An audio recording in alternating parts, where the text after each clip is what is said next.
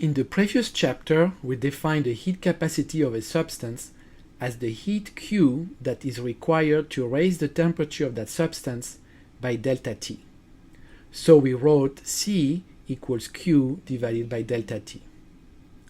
Earlier in this chapter, we indicated that at constant volume, Q is equal to delta U. So we defined the heat capacity at constant volume by C sub V is equal to delta U divided by delta T, or for a small temperature change as the ratio of du divided by dt. We stated that Cv is the heat capacity at constant volume. Now, instead of heating a substance at constant volume, let's heat a substance at constant pressure, which is much easier to achieve experimentally.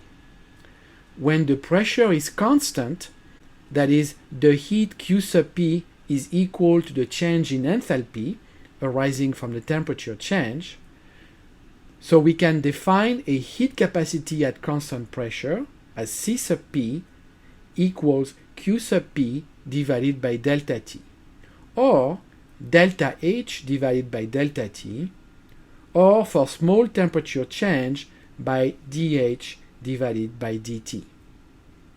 So C sub V is the slope of the curve representing how the energy of a substance changes with temperature, and C sub P is the slope of the curve representing how the enthalpy changes with temperature.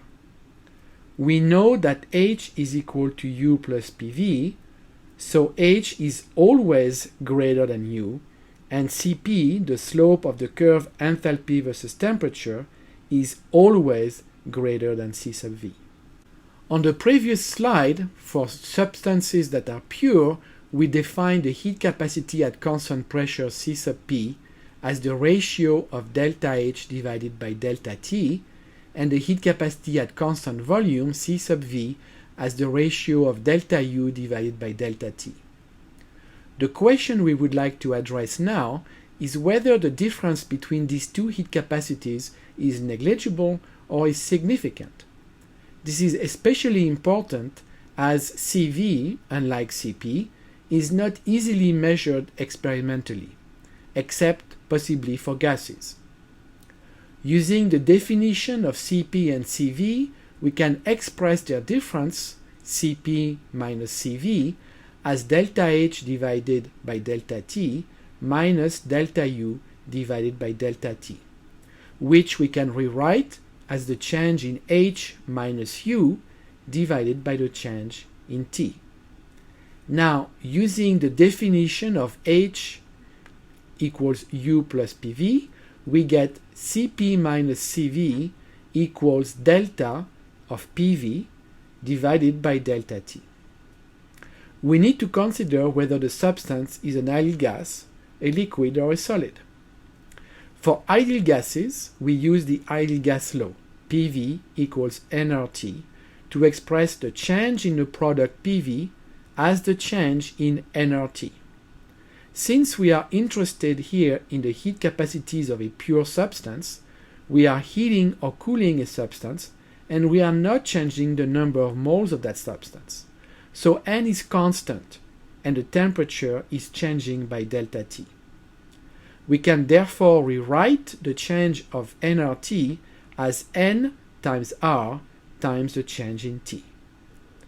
We conclude that Cp minus Cv is equal to nR, or Cpm minus Cvm is equal to R for ideal gases. For liquids and solids, there is no simple equation of state describing how P, V relate to T. However, we showed in a previous slide today that the change in PVM and the difference between molar enthalpy and molar energy were both negligible. So we conclude that for liquids and solids, Cp and Cv have approximately the same magnitude. Obviously, the same applies to the molar heat capacity Cpm and Cvm.